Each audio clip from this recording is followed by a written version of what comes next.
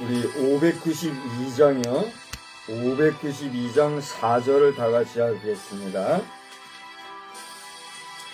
말씀에 굳게 서서 씨를 뿌리면 날마다 단비 내려 가꿔 주시리.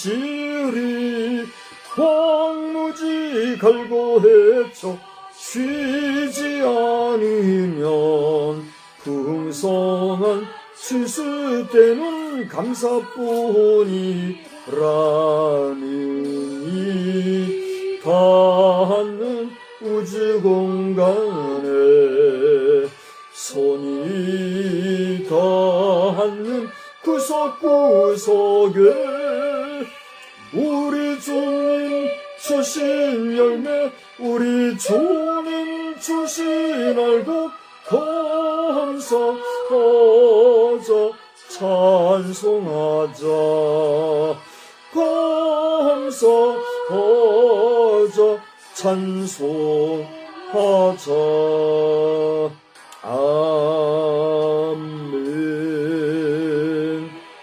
하나님 아버지, 배추 한 포기도 우리 농부들의 마음대로 그 알을 채우지 못하여서 안타깝게 김장을 준비하는 아낙네의 가슴을 저미게 하는 그러한 해를 저희들이 보내는 가운데 있습니다. 들판에 또 논밭에 그 어떤 곡물 하나도 우리 사람의 손으로 수고하는 그 수고에 하나님께서 허락하시고 복주지 않으시면 그 어떤 훌륭한 농부들도 열매를 거둘 수 없다는 사실을 알기에 그 이치를 아는 농부들은 겸손히 하늘의 응답을 구하는 줄 압니다. 믿는 자나 믿지 아니하는 자나 그 원리를 알고 올해도 밭에서 논에서 수고하고 땅의 소산물로 이 추수 절기에 감사함으로 노래하는 우리 만민들의 노래를 흠양하여 주시고 우리의 감사 찬송이 주께 온전히 연락되기를 소망합니다. 이 밤에도 저희들이 제단불을 켜고 주의 이름으로 모였사오니 우리의 예배가 주께 응답되어지는 생명의 예배가 되기를 간구하옵고 이제는 우리 사도들이 함께 고백하였던 신앙의 고백으로 고백하오니 전능하사 천지를 만드신 하나님 아버지를 내가 믿사오며 그 외아들 우리 주 예수 그리스도를 믿사오니 이는 성령으로 잉태하사 동정녀 마리아에게 나시고 본디오 빌라도에게 고난을 받으사 십자가에 못 박혀 죽으시고 장사한 지 사흘 만에 죽은 자 가운데서 다시 살아나시며 하늘에 오르사 전능하신 하나님 우편에 앉아 계시다가 저리로서 산 자와 죽은 자를 심판하러 오시리라. 성령을 믿사오며 거룩한 공회와 성도가 서로 교통하는 것과 죄를 사하여 주시는 것과 몸이 다시 사는 것과 영원히 사는 것을 믿사옵나이다. 아멘. 우리 찬송가 390장을 부르시겠습니다. 390장 찬송 부르시고 우리 성미기도 제목을 놓고 함께 기도하겠습니다. 네? 죄송해요. 390장이 아니라 590장이에요.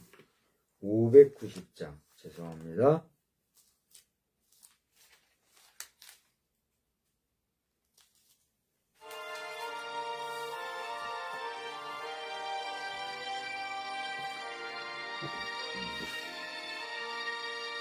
논밭에 어곡백과 거두게 하신 주 목소리가 더디며 할렐루야 찬양 철 따라 거둔 열매 주님의 은혜라 참 고마우신 주를 다 찬양하여라 사막의 샘이 솟아 꽃피게 하시니 시냇물 노래하고 산들은 춤추네 메마른 모든 땅에 단비를 주시고 오곡이 풍성하게 주복을 주셨네 은혜로 거둔 곡식 주 앞에 바치고 구원을 받은 이 몸 주님께 바치세 겸손히 무릎 꿇어 마음을 드리고 생명을 주신 주께 다 경배드리세 아멘. 우리 현 정부를 위해서 또 또 우리 정치인들을 위해서, 또 남북한 관계를 위해서, TVTN과 집회과 또 저의 목회를 위해서, 여러분의 개인 심령을 위해서 다 같이 합심해서 기도하겠습니다. 하나님 아버지, 오늘도 저희들이 이 추수감사절에 하나님 앞에 감사한 마음으로 예배를 드리려니와 특별히 이 나라의 정부와 관료들이 주님 앞에서 올바른 사상으로 바르게 전진할 수 있도록 저들이 옳고 그름 간에 겸손하게 하시고 온전히 백성을 위하는 그런 선한 선정이 있게 하시기를 원합니다. 국민을 호르는 그런 잘못된 활동으로서 국민을 속이는 자들이 있다면 야망과 야욕의 정치꾼들에 대하여서는 하나님 더dim하시고 조속히 소멸해 주시기를 원하오니 주여, 저들의 생명, 저들의 영혼, 저들의 삶이 하나님의 주권에 있는 줄 압니다. 하나님께서 저들에게 꿈에 나타나시든지 그들의 생각 속에 나타나시든지 바른 생각, 바른 정신을 가지고 이 나라를 바르게 이끌어갈 수 있도록 주님 도와주시기를 다시 한번 간절히 빌고 소원합니다. 남한과 북한이 경색 국면 중에 있는데 참으로 여러 가지 일들로 말미암아 우리가 어지럽고 국력이 허비가 되는 가운데 있습니다. 국제적으로도 염려가 되는 그런 민족이 되고 있습니다. 아버지 하나님의 그 가운데서도 땅굴을 파고 아버지 하나님의 거짓말을 하며 여러 가지도 우리 백성들을 호리는 비겁한 행위들에 대하여서 하나님 더dim하시고 진노를 발하여 주시고 잠잠하지 마시고 경책하여 주시사 저들을 치리하여 주시기만 간절히 빌고 소원합니다.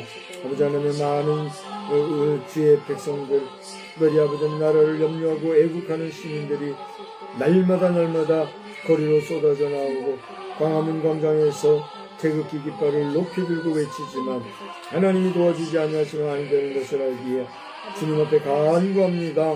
이 나라를 지켜주시고 남북이 조속히 하나가 되는 통일의 역사도 있게 하여 주시사 하나님을 경외하는 역사가 이 민족 위에 편만하게 하여 주시옵소서.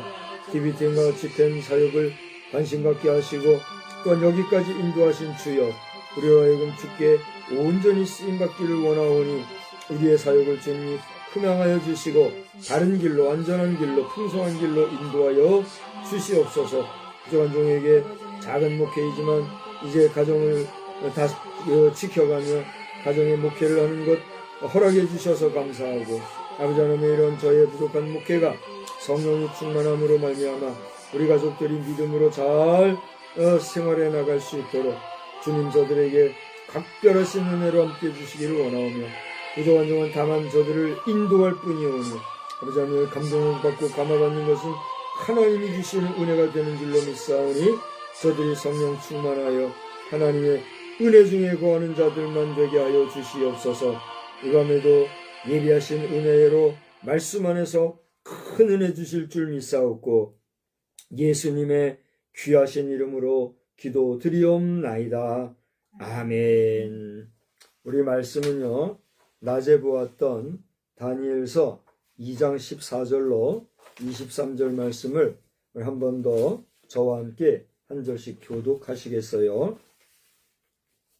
다니엘서 2장 14절로 23절입니다.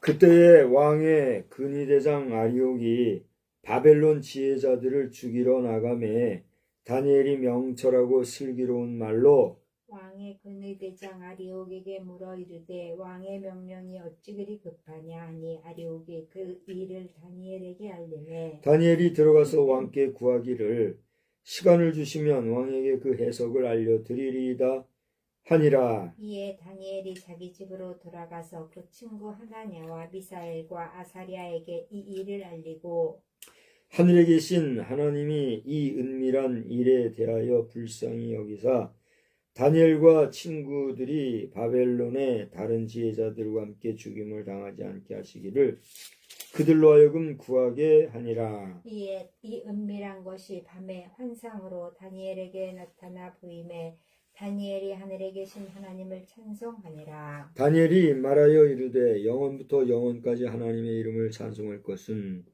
지혜와 능력이 그에게 있음이로다. 그는 때와 계절을 바꾸시며 왕들을 폐하시고 왕들을 세우시며 지혜자에게 지혜를 주시고 총명한 자에게 지식을 주시는도다. 그는 깊고 은밀한 일을 나타내시고 어두운 데에 있는 것을 아시며 또 빛이 그와 함께 있도다. 나의 주상들의 하나님이여 주께서 이제 내게 지혜와 능력을 주시고 우리가 주께 구한 것을 내게 알게 하셨사오니 내가 주께 감사하고 주를 찬양하나이다. 곧 주께서 왕의 그 일을 내게 보이셨나이다 하니라. 아멘.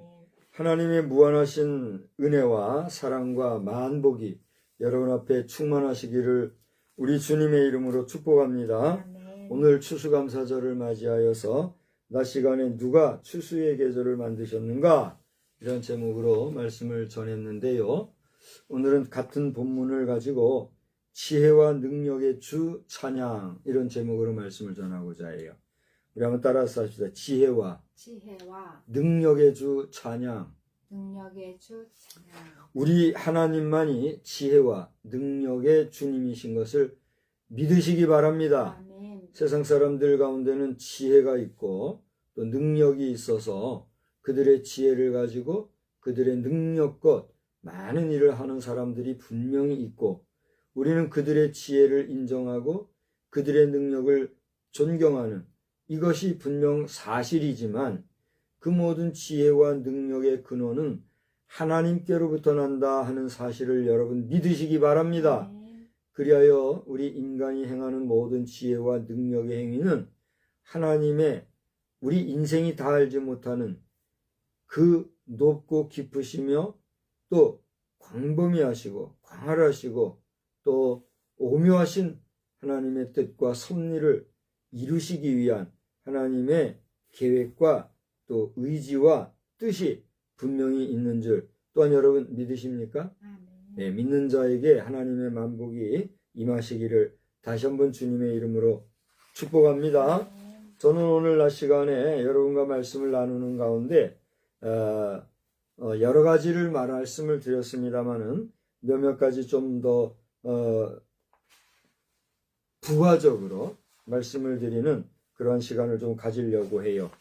오늘 다니엘서 여러분 보신 대로 2장의 내용은 1장에 전개되어져 있는 그 내용에 이어서 다니엘 자신이 위기를 만났을 때에 하나님 앞에 기도하는 가운데 하나님의 응답해 주심을 경험하고 그 응답해 주심을 근거로 말미암아 그 당시에 죽을 수밖에 없던 그 당시에 많은 지혜자들을 겸하여 살려주는 그들의 목숨을 부지하게 해주는 그런 위기 극복의 내용이다 하는 사실을 우리가 알 수가 있어요. 그러니까 무슨 얘기인가 하면 다니엘 1장을 보게 되면 이 다니엘은 1절을 보니까 유다왕 요야김이 다스린 지 3년이 되는 해에 바벨론 왕 느부갓네살에 의하여 어떻게 됐다는 얘기예요? 패망을 한 거예요.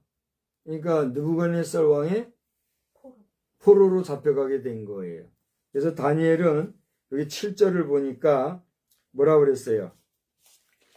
사드락과 메삭과 아벳느고라고 이름을 개명한 6절에 보면 하나냐와 미사엘과 아사랴라고 하는 친구들과 함께 느부갓네살 왕의 왕궁으로 붙잡혀가게 된 거예요.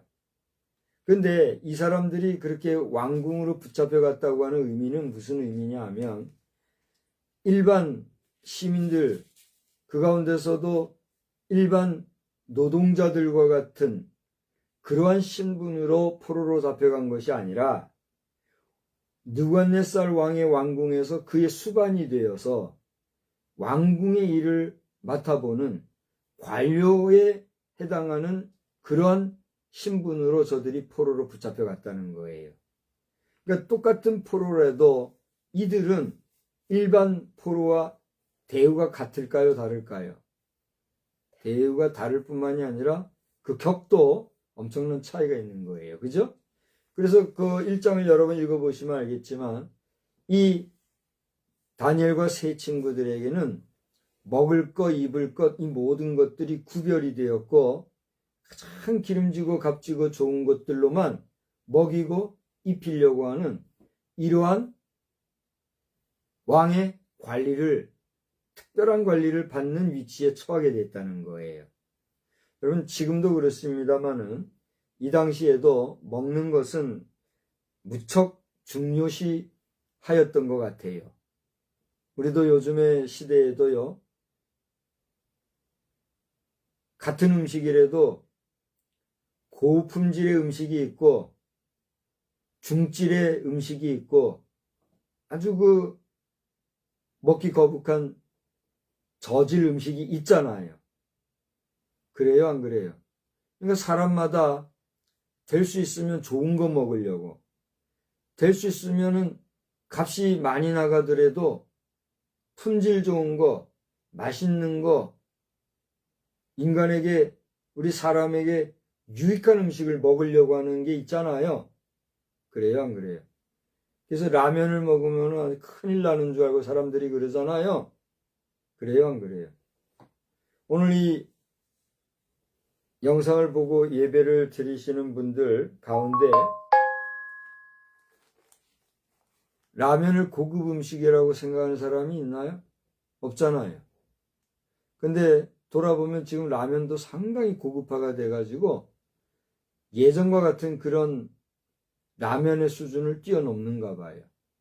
예나 지금이나 라면 생산이라고 하는 것은 대량 생산으로 하는 것이고, 또 음식이 귀하고 또 식물이 부족했던 시대에 궁여지책으로 이 백성들을 위하여서 긴급하게 만든 그 무슨 식품이라고 그러죠?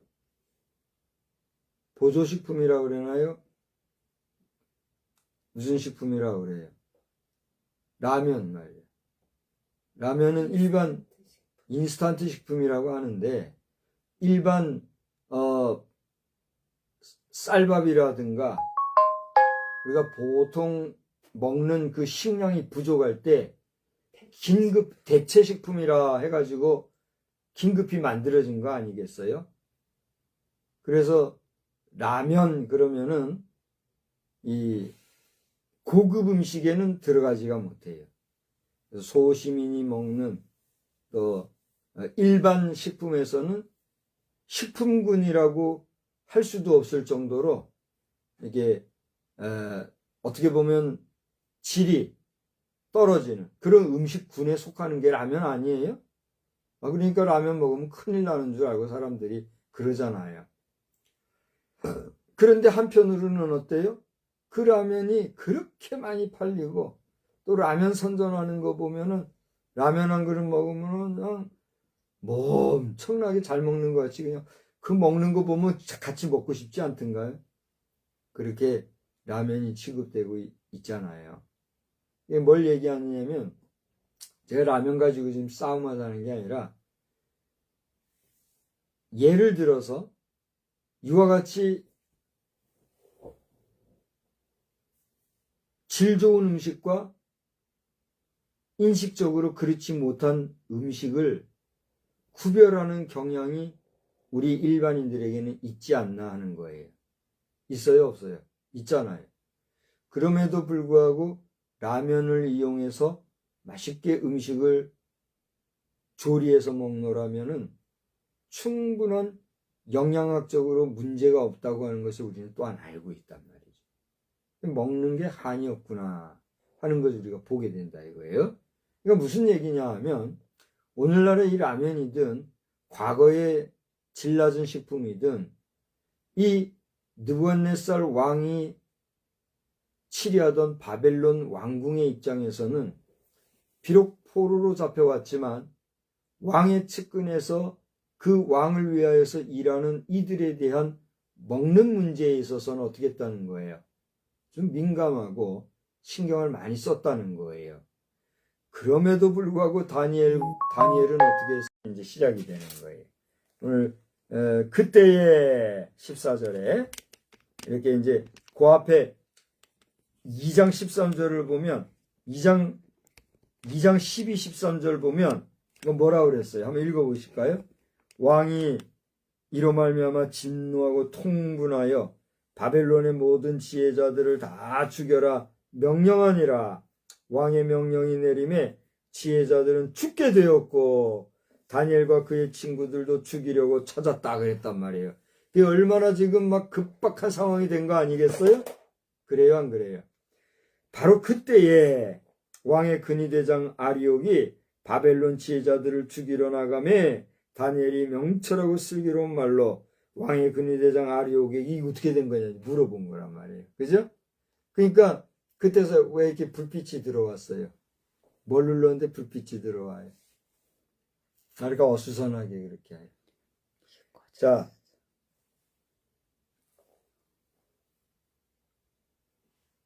배터리가 다 돼서 그런 거면 저가면 긴 거 갖다가 꼽으세요. 야, 이렇게 된 상황에서 이제 다니엘이 왕에게 가서 지혜롭게 말하기를 임금님의 꿈이 뭡니까? 물어본 게 아니라 임금님의 꿈을 저희가 알아내고 그 해석해 드릴 테니 시간을 조금 주십시오.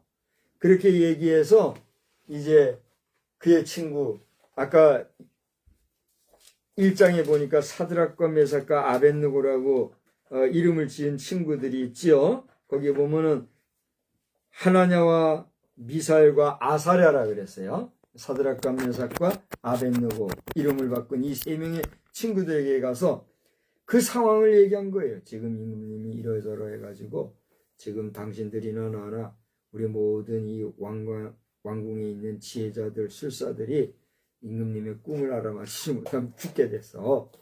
그러니까 이 일을 알고 지금 이 문제를 놓고 우리 함께 기도하자고.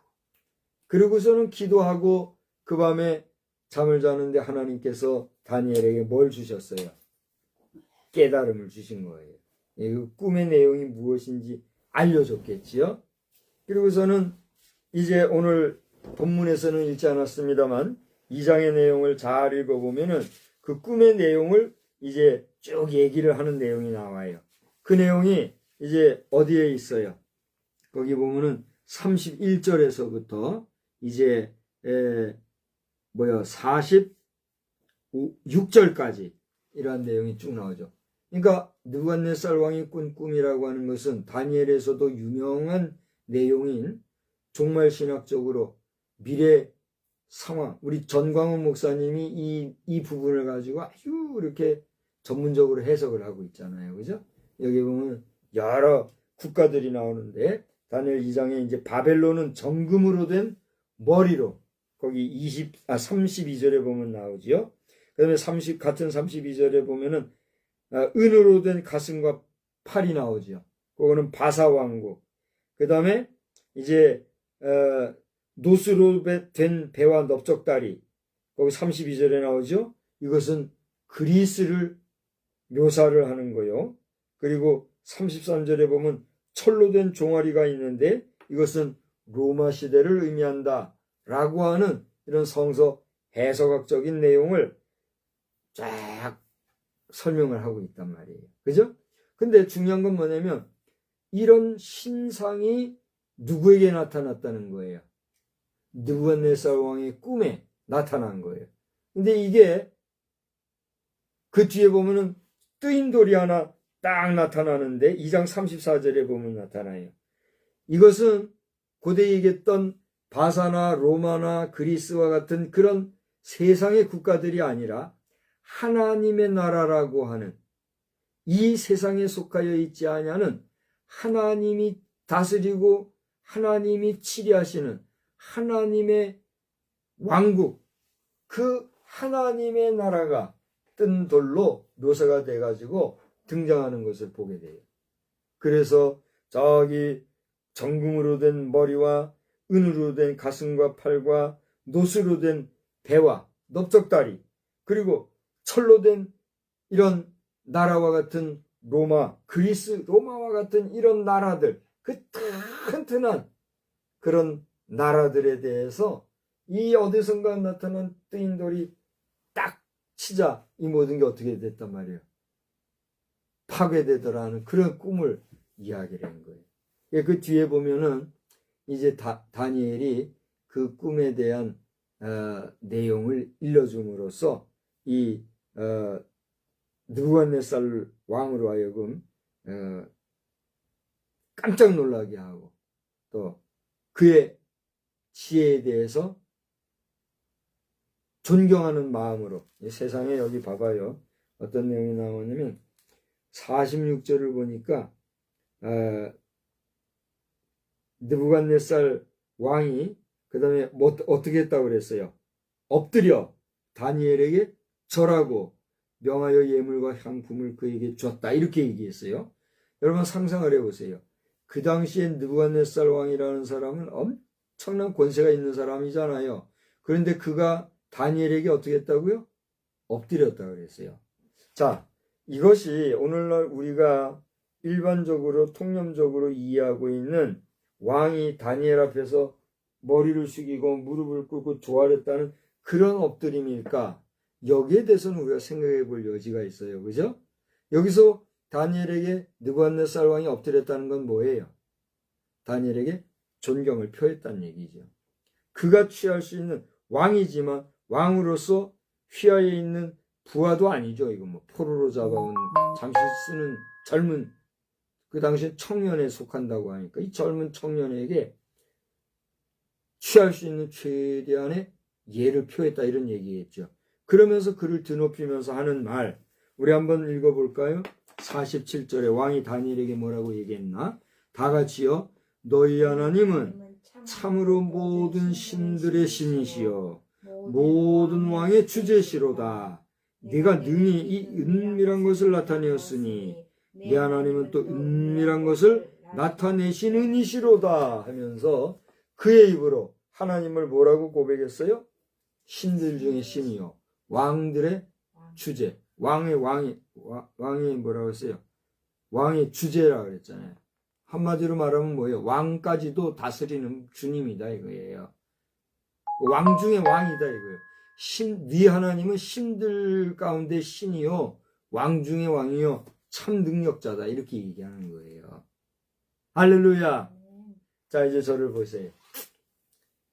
일개 포로로 잡혀갔던 청년 다니엘이 하나님이 주시는 지혜로 말미암아 다른 그 어떤 지혜자와 술사들도 풀지 못했던 왕이 꾸었던 꿈을 그대로 재현해서 왕에게 얘기해 줌으로써 왕이 놀라서 그것을 알려주신 분이 하나님이라고 고백했던 다니엘 앞에 너가 믿는 하나님은 이러이런 분이다 고백할 수 있었다는 거. 이거 엄청난 일 아니겠습니까? 오늘 우리는 이 이야기를 읽으면서 제가 낮 시간에도 말씀을 드렸습니다만 2025년도 추수감사절을 우리가 오늘 보냈고 또 오늘 이 저녁예배는 그 추수감사절 저녁예배 시간을 통하여서 우리가 함께 예배를 드리고 있는데 제가 낮 시간에는 누가 추수의 계절을 만드셨는가 이런 제목으로 말씀을 드렸거니와 똑같은 본문인데 다시 한번 오늘은 지혜와 능력의 주 찬양 이런 제목으로 말씀을 전한단 말이에요. 무슨 얘기입니까? 오늘 우리는 추수감사절을 맞이하여서 추수절의 그 역사적인 배경이나 우리 한국과 미국 사회의 교회의 관계나 또 여러 가지 추수감사절에 얽힌 이야기들을 잠깐 했지만 그죠? 그것이 우리에게 의미하는 바는 그런 역사적인 이야기도 중요한데 그런 이야기를 넘어 이 추수감사절이 누구에 의해서 만들어진 누구에 의해서 정해진 절기라는 것이에요. 하나님에 의해서 만들어진 하나님의 원하시는 그러한 감사절이라는 사실이죠. 그런 까닭에 오늘 이 우리 추수감사절은 단순히 하나의 절기를 지키고 기억하고 또 감사한 마음을 어떤 액티비티를 통해서 이벤트를 통해서 나타내고 주변인들과의 관계를 통해서 하루 좀 풍성하게 또 요란하게 이렇게 지내는 그 정도가 아니라 낮 시간에 말씀드린 대로 이 추수의 계절이 누구에게로부터 왔는가 그리고 이 추수의 계절은 어떤 시기이며 그 시기 추수의 계절이 지난 다음에 다시 우리에게 돌아오는 계절이 있는데 그 계절의 원동력, 그 계절의 주관자가 누구신가? 거기에 대해서 우리는 분명히 알 필요가 있다 하는 말씀을 제가 드린 거예요. 그런 면에서 오늘 우리는 다시 한번 낮 시간에 드린 말씀을 반복해서 말씀을 드립니다만 우리의 일상 가운데 우리의 감사한 가운데는 하나님께서 사계절도 주셨음을 알고 더 나아가 이 추수감사들을 통해서 오늘 우리가 읽은 본문 속에서 나타나 있는 이 말씀을 통해서 우리를 구원해 주신 예수 그리스도를 발견한다고 하는 예수 그리스도와의 만남을 소중히 하는 그런 우리의 삶이 되어야 되겠다. 할렐루야. 이것은 낮 시간에 말씀드린 바와 마찬가지지만 이 저녁 시간에 다시 한번 여러분 앞에 강조하면서 저는 낮 예배를 마치고 반가운 소식을 들었어요. 그것은 뭐냐 하면 저 지방에 작은 교회가 있는데 그 지역 교회는 그 교회보다 좀 큰 교회가 있나 봐요. 근데 그 큰 교회에 출석하시는 권사님이 이번 추수감사절을 준비하는 그 무렵에 이 교회가 작은데 추수감사절을 어떻게 지내나 궁금증을 가지고 그 교회의 장식은 차치하고라도 이 작은 교회에 와서 그 교회의 추수감사절을 위한 교회 장식을 도와주셨다 하는 이런 이야기를 제가 들었어요. 그래서 그 작은 교회의 가족들이 기뻐하고 감사하였다 하는 이런 이야기를 듣고 제가 낮 시간에 그랬잖아요. 뭐 추수감사절 장식을 하고 그랬는데 장식하는 거 가지고 또 교회 말거리 나오고 안 알아줬다고 텐전 부리고 이렇게 한 사람들인데 그게 무슨 성도냐 이렇게 큰 소리 쳤잖아요. 그런 사람들이 있는가 하면 이렇게 소리 소문 내지 않고 조용히 약한 교회에 돌아보면서 그 교회도 함께 하나님 앞에 감사하는 비록 하나의 데코레이션이지만 장식품이지만 장식물이지만 그것을 만들어가는 일에 힘을 합하고 정성을 다하는 이런 사람도 있다. 하나의 미담 사례죠.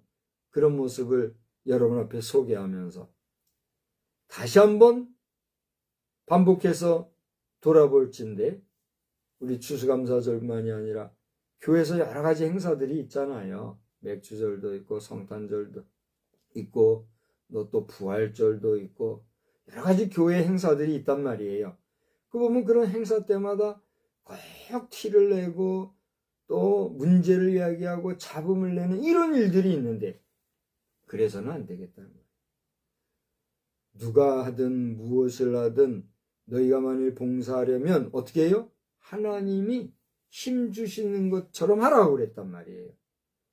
누가 말하려면 하나님 앞에서 하는 것 같이 하고 만일 봉사하려고 하면 하나님이 주시는 힘으로 하는 것 같이 하라고 하였으니 우리는 말없이 겸손하게 이름 내지 아니하고 빚도 없이 정성을 다하여 봉사할 일이지. 지키고 떠들고 나팔 불고 안 알아준다고 곤조 부리고 이런 식으로 해서는 아니함만 못하다 하는 얘기를 다시 한번 하는 거예요.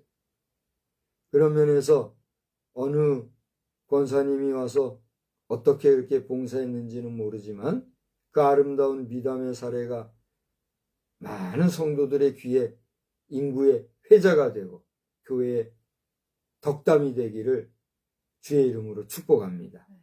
또 작은 교회도 그런 사랑을 받았으니만큼 또 나아가 교회가 성장하고 부흥할 때 또 다른 작은 교회가 있으면 도와줄 수 있는 그런 좋은 미담 사례가 우리 교회에서 날마다 넘쳐나기를 주의 이름으로 축원합니다.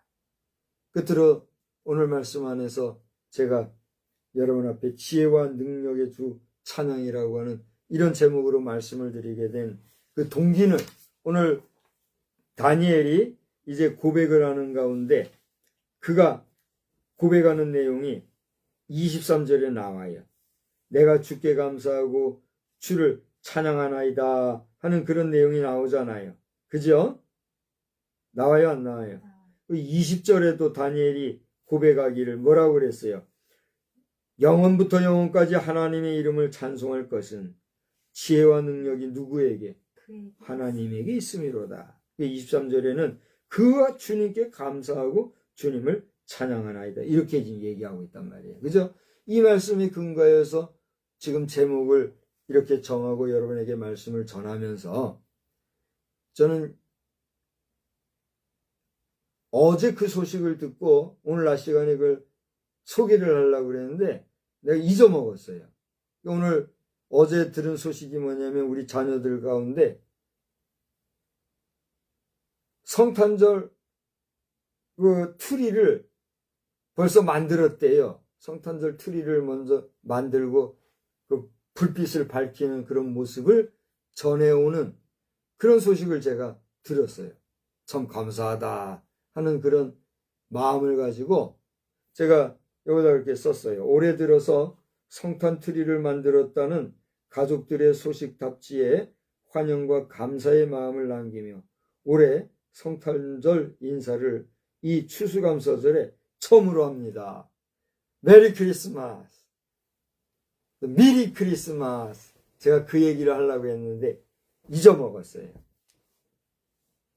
우리 오늘은 추수감사절입니다마는 이제 이 추수감사절이 지나고 나면 많은 교회들은 웬만하면은 이제 남은 게 뭐가 있느냐 하면 우리 성결교회 입장에서는 사무총회예요. 또 우리 장로교 같은 곳에서는 공동의회가 될 거예요.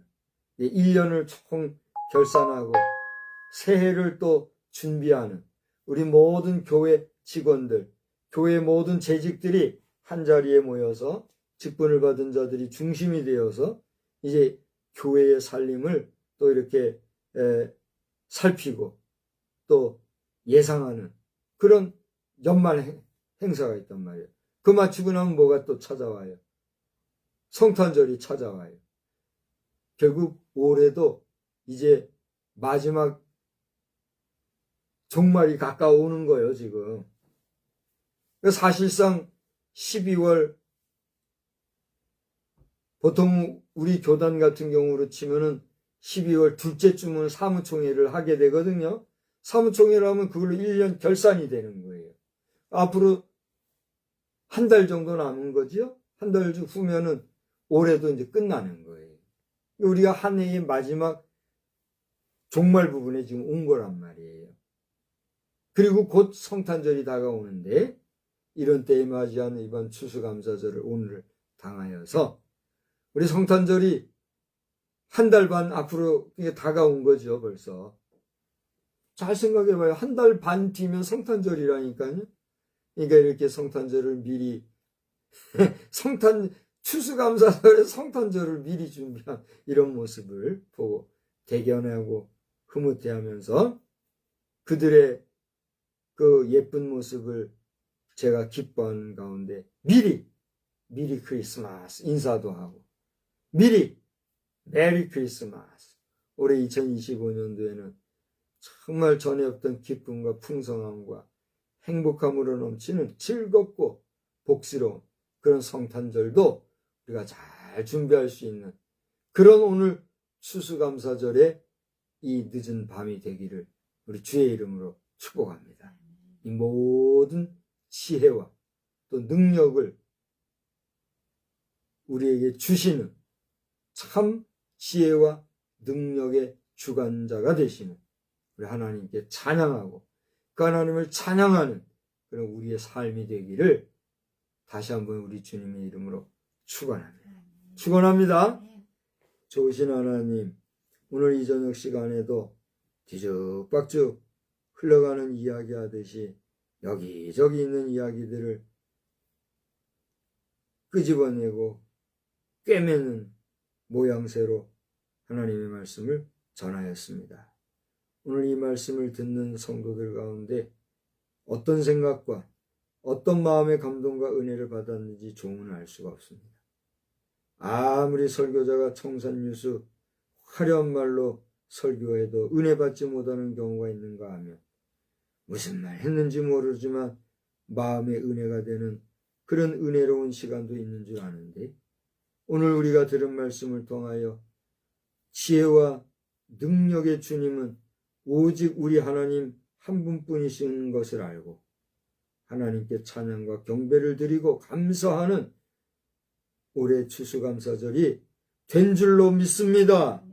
이러한 감사와 감격이 우리 일상에 늘 넘치게 하여 주시고, 또 추수감사절을 맞이했는데 엉뚱한지는 모르나 한 달 반 후에 있을 성탄절을 미리 준비하면서 성탄 트리로 가정에 불을 밝힌 자녀들의 소식을 들을 때 감사합니다. 아무쪼록 그 가정에도 성탄 불빛만 밝히는 것이 아니라 이 어두운 세상에 빛으로 오신 우리 주님을 영접하고 마음으로 믿고 의지하며 그 예수를 믿기로 작정하고 주 안에서 주의 자녀요 백성으로 구원받은 성도로 살아가며 하나님의 기쁨의 삶을 누리고 살아가는 가정도 되어질 수 있도록 주님 은혜를 베풀어 주시옵소서. 한 주간 동안에도 우리와 늘 함께 하시고 국가적으로 어려운 일들이 연일 소리소문 들려지고 있사오니 악한 자들은 소멸시켜 주시옵시고 의로운 자들은 꼭 붙잡아 주셔서 우뚝 설 수 있도록 주님 힘과 능력으로 함께하여 주시옵소서. 이 백성, 이 민족, 이 교회를, 이 국민을 주님이 주관하여 주시옵소서. 이 밤에도 단잠 주시기 원하옵고 예수님의 이름으로 감사하며 기도드리옵나이다. 아멘. 우리 찬송가 593장을 부르시겠어요? 593장입니다.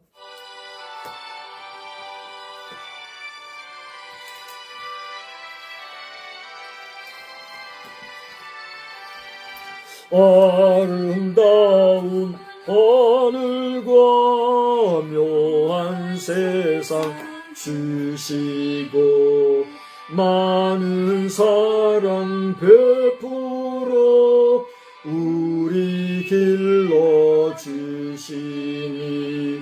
우리 주님 예수께 감사 찬송합니다.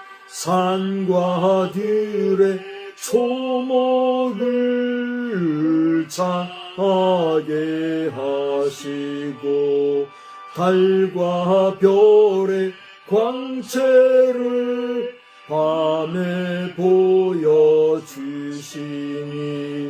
우리 주님 예수께 감사 찬송합니다.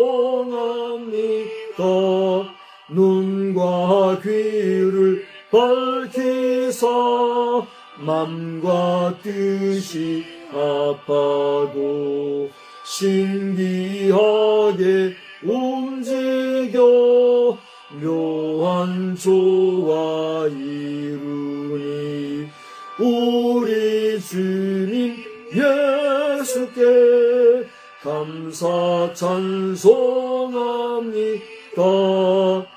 부모 자녀의 정과 형제 자매 우애와 친구들의 사랑을 나누도록 하시니 우리 주님 예수께 감사 찬송합니다. 거룩한 손 가지고 봉사하는 교회가 순결함과 사랑을 나타내게 하시니 우리 주님 예수께 감사 찬송합니다.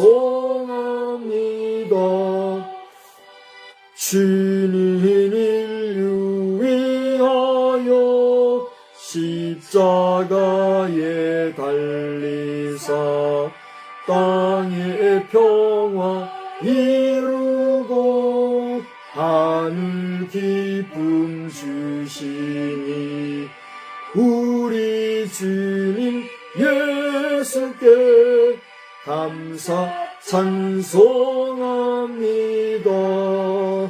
아멘.